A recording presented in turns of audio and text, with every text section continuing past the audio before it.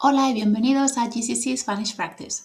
My name is Marina and today we're going to work on the 150 words question, which is worth 25 marks. That is 50% of your higher writing paper. Today the topic is technology, and this is what we are going to do in this video. First of all, define the task. So what is it that we need to do? And I'll show you the question. Some reminders about your writing.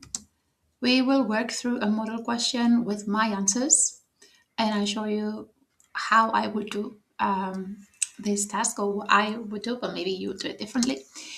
Then we'll talk about what to include to access top marks. So that is as many marks like this for communication, for language, and for accuracy from the mark scheme, which obviously I cannot use here because of copyright reasons.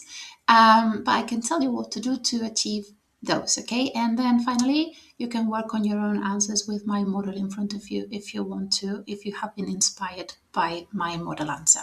Okay, so this is the task that I have created for today's video, which is writing 150 words in Spanish about this technology. It says here, very easy. And what we need to do is the negative aspects of technology, and then something you did with technology recently that was helpful to you or others. So really open questions.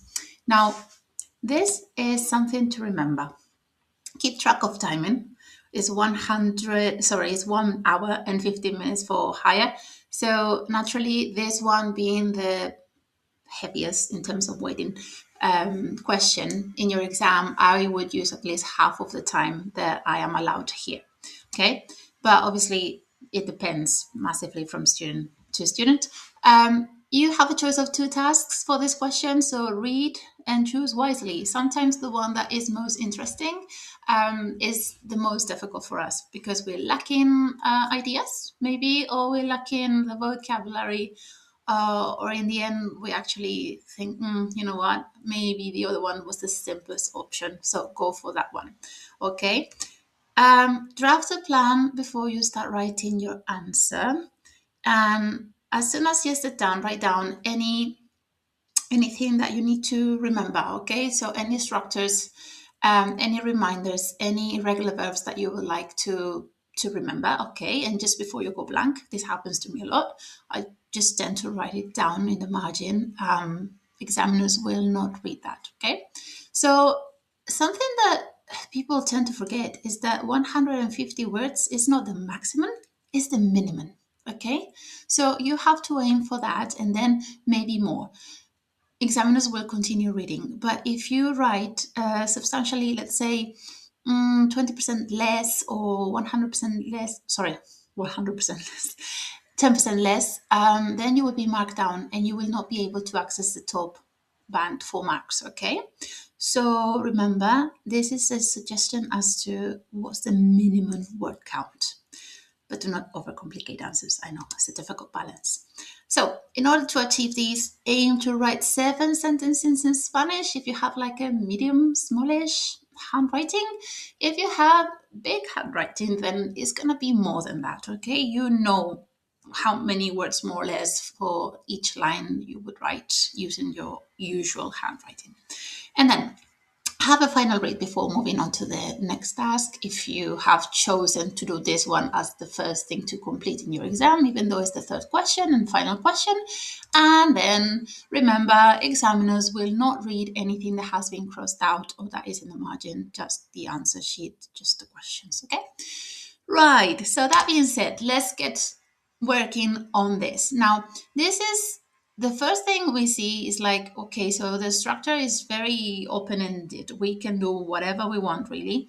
We have 2 bullet points. We have been taught that we need to use a range of tenses, this and that and that and that. And here we know this is in the present tense and this is in the past tense. How do I show range? Now, the first thing, we're going to sit down and write down our reminders. 7 lines for each of the bullet points at least. And then OLRAD or any other mnemonics that your teacher has taught you. I have here opinions, language as in variety, development, so develop each of them. We have here for reasons, okay, so just define adjectives, so interesting adjectives, tenses, and then linking words as well, okay? So that's what I want to remember. Now, the first thing I would do is split each of the bullet points into two. For me, it works best, okay? I know that writing on negative aspects, I will just write down 2 lines and that's it. So what I want to do is break this down into 2. And so I have 3 negative aspects because 3 is a really good number and 3 examples of each of them, okay?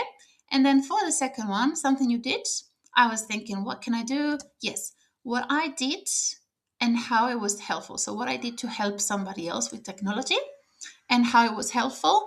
And then adding a little bit more range, just like a final line to say in the future, like a reflection sort of thing, okay? So that's what I'm going to do. So let's start with the first one. My ideas are here. So we have the 7 old rats here dancing, but never mind, they're not going to distract us. Now, I started with like an introduction paragraph. This is not needed at all, but I want to model good, beautiful language here. So this bit in blue answer to this first mini bullet point, okay? And then what you can see here is the examples which I wanted to incorporate here. It could have been a separate paragraph, but I just think it flows better like this. So, sin duda, la tecnología está presente en nuestras vidas todos los días. So, there's no doubt technology is present in our lives every day. So that's really good sentence that you could learn for any topic related to technology, any writing, piece of writing or speaking, you can say this. Aunque tiene muchas ventajas, es verdad que también hay muchos aspectos negativos. Although it has many advantages, it is true that there are also many negative aspects. So amazing start for speaking or just writing exam, giving opinions, saying what you think about technology, showing equally both balanced advantages and disadvantages. Now, we started with primero here. And then en segundo lugar, I could have said segundo, and that's fine. And I could have said en primer lugar here. And then finalmente, okay, finally. So the 3 points are, el uso continuo de la tecnología puede ser adictivo para muchas personas. The continuous use of technology can be addictive for many people. And then I'll give an example here, okay, or a reflection or an opinion. En segundo lugar, so second, la imagen de vida perfecta que muestran las redes sociales. The second problem for me, negative aspect, is that perfect life image that social media shows every day. Okay? And then I'll just give an example here. Finalmente, finally, hay muchos peligros en Internet.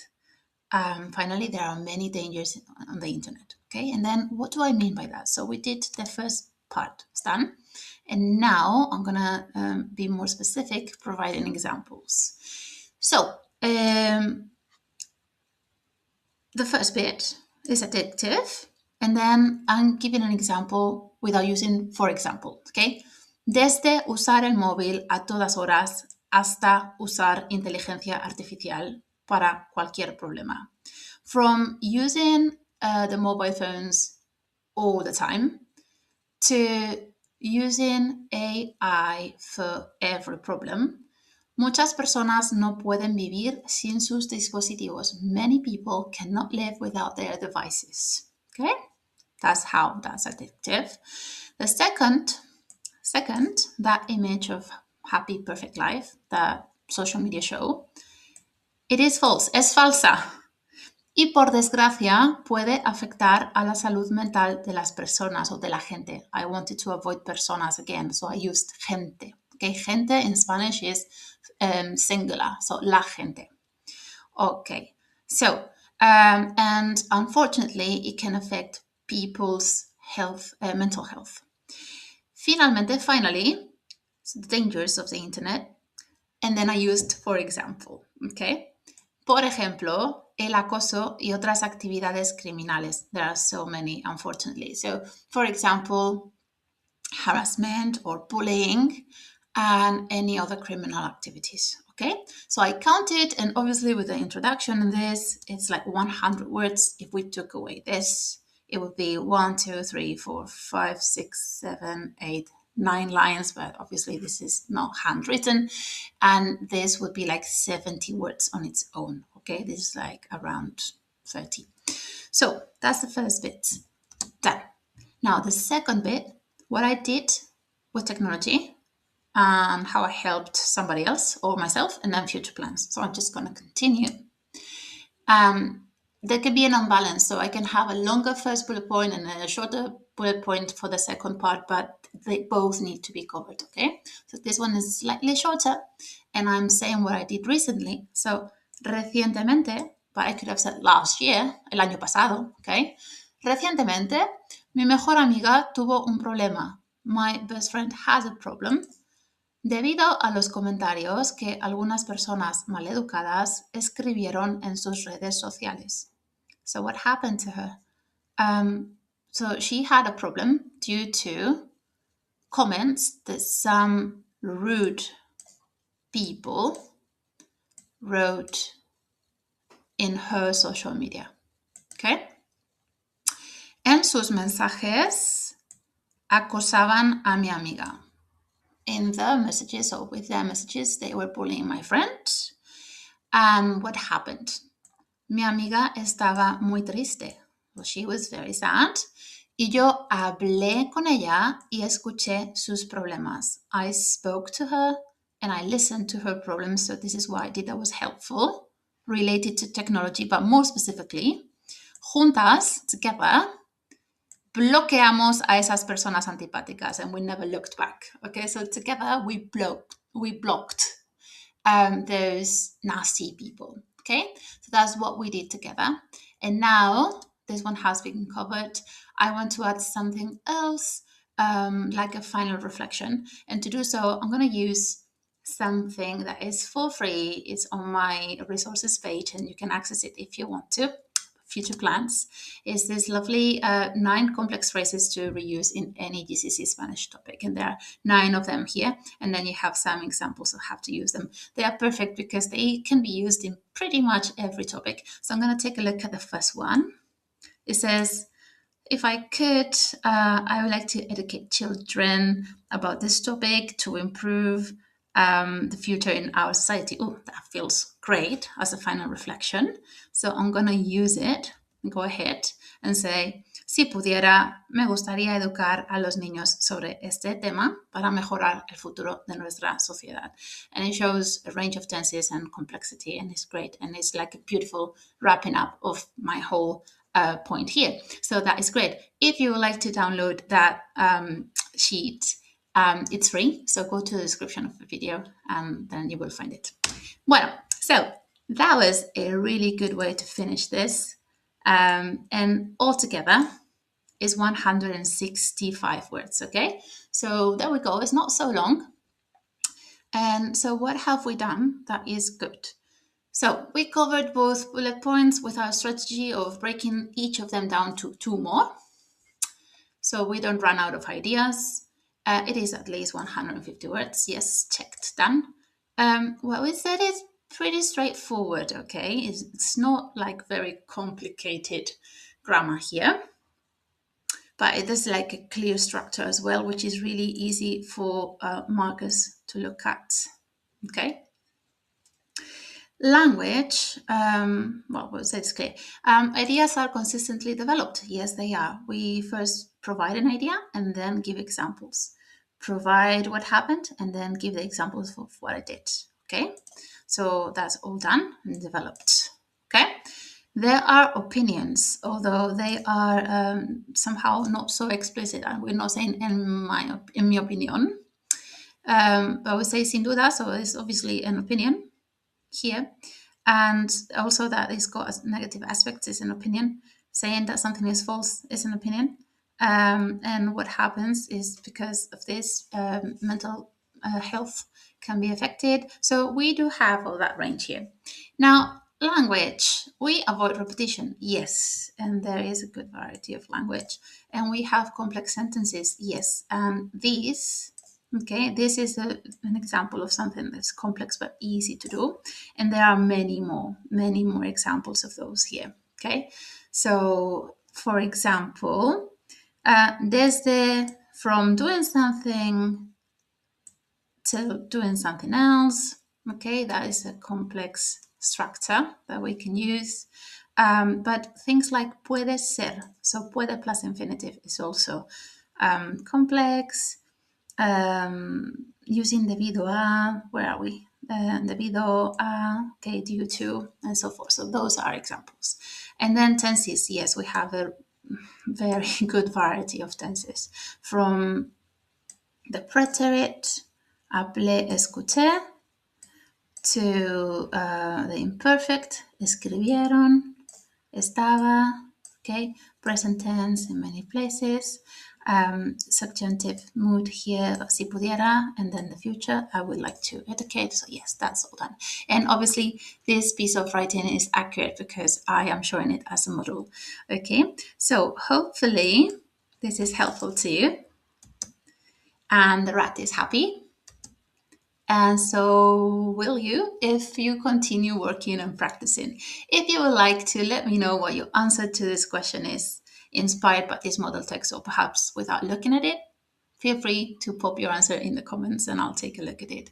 Muchas gracias y bueno, nos vemos en el futuro. For more practice, come back every week. There are new videos. Adiós y gracias.